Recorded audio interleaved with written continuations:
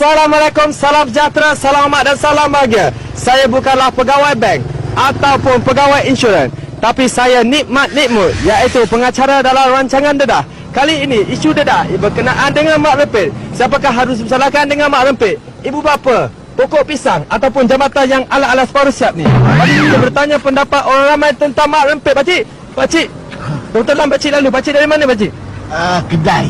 Jadi saya nak tanya pakcik berkenaan dengan mak rempit. Anak saya memang sekolah dah berhenti dah.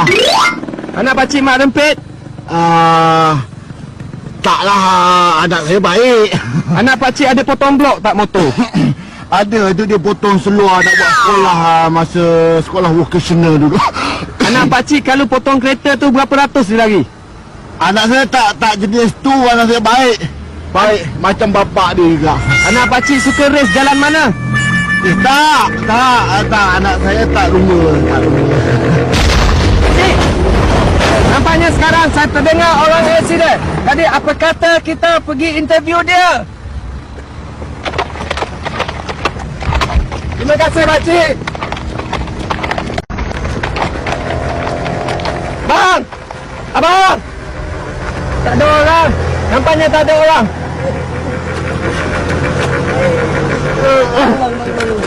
Saya interview.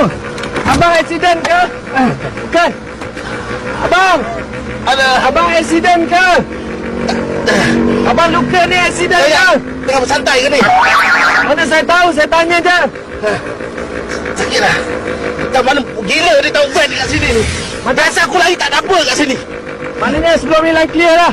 Dan clear lah untuk aku rempit tau. Sakit tak bang? Tak sakit lah.